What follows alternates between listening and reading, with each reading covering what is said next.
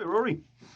So, good first lesson there. So we've got, or you already had four chords already, which is really good. So I decided not to pile on with any more. So those were E minor, G, C, and D. Okay.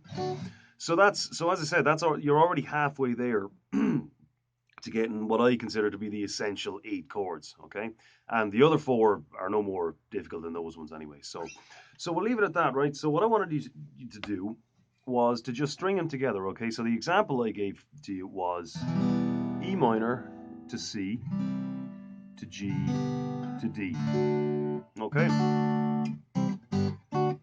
now so the most difficult part of this, the part that takes all the work, right, is changing from one chord to the next quick enough to keep the whole thing going. All right.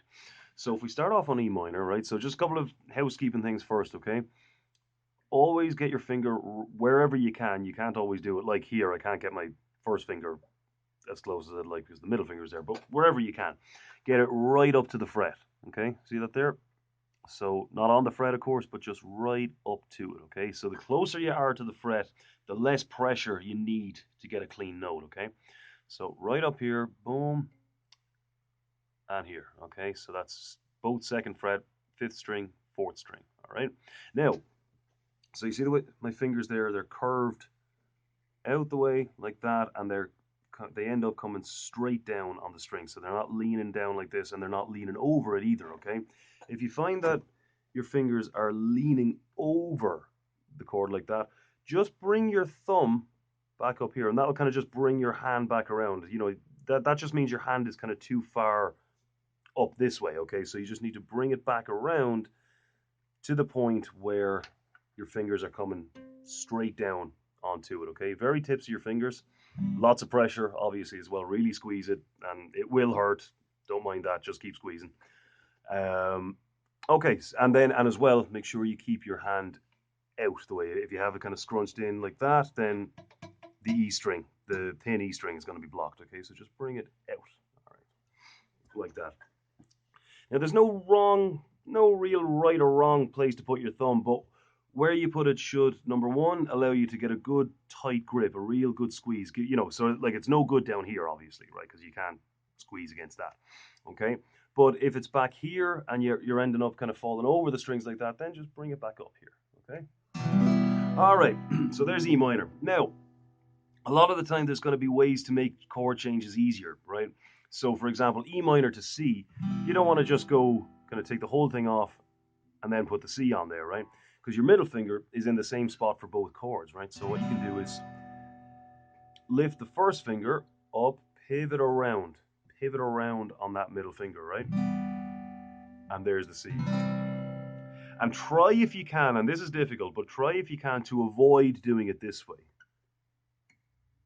You see what I mean? In stages, right? Ideally, if you slow down that change so that they all come down on their strings at roughly the same time. Again, that's difficult now, so that's something to aim towards. It's not something you'll be able to just do straight away.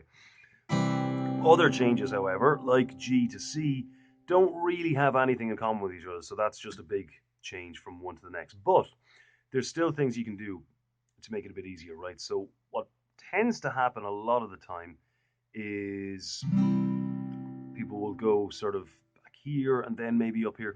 Try to get your fingers to go from one place to another in a straight line, okay? So for example, this third finger here is going from third fret on the A string to third fret on the fifth or the E string, first string. So there's no reason for it to be coming down here, okay? It should just be going straight down across while these, and at the same time, these two from here should be both coming up to there, all right? They're at about the same shape as each other, so they should be moving as one unit, not like this, okay? Both of them coming up like that. Now, on C, there's a string between the two of them. With G, there's not, okay? So there's that little bit of difference. But other than that, you just bring them up, plonk them both down at the same time, while at the same time, this finger here is coming over, and boom, there's G. Okay, then D is next. Again, not really a whole lot in common there between these, physically, I mean, between G and D. But what you can do as well is just remember that your third finger is going from the third fret on the E string to the third fret on the B string. So that's got a very short distance to cover. So boom. So again, it should only be doing that. Okay, any extra movement is just kind of slowing you down. Okay, so this comes up, and as that's happening, these two come in here. Start from the fourth string. Okay, or the fifth. The fifth is okay, but just definitely not the sixth. All right. Now, strumming wise, then we kept it nice and simple, okay? So we had that strumming pattern where it was down, down, down, up, down, okay? And remember, just like in the little diagram with the kind of the V-shaped things I drew, it's not this, okay? So that you're just gonna, again, it sounds pretty much the same, but you know, it's you're gonna be very stiff and it's just not gonna flow properly, okay?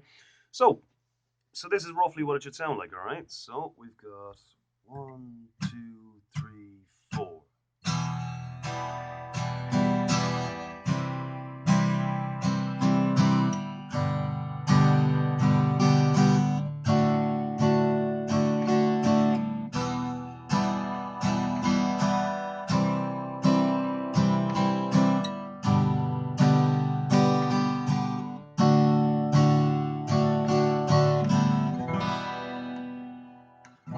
All right, not bad.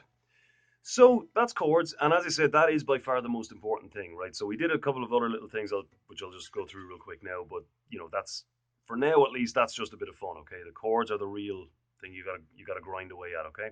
So then the other things we had then were pull offs, okay, and just try to hang on with your thumb because you want to be able to do more than one. You know, you don't want to come off the neck completely, okay? Because then you have to find your way back, right?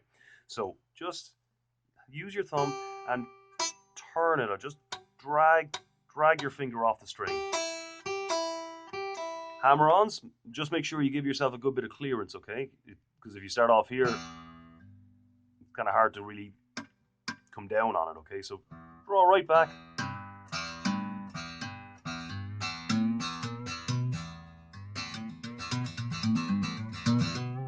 And you can sort of string them together then, sort of, you know, hammer on, pull off, hammer on, pull off, hammer on, pull off, etc. And then the other one was a slide, okay? So, as I said, trick to a slide is keep the pressure down as you're moving up or down, okay? And you can go from anywhere to anywhere, okay? So, you know. So, for now, that's just a bit of fun, okay? Just kind of, just mess about with it and see what happens. You know, that's important too. You know, you don't want to spend all of your time grinding away at the chords, but you definitely spend most of your time doing that. All right, see you next week.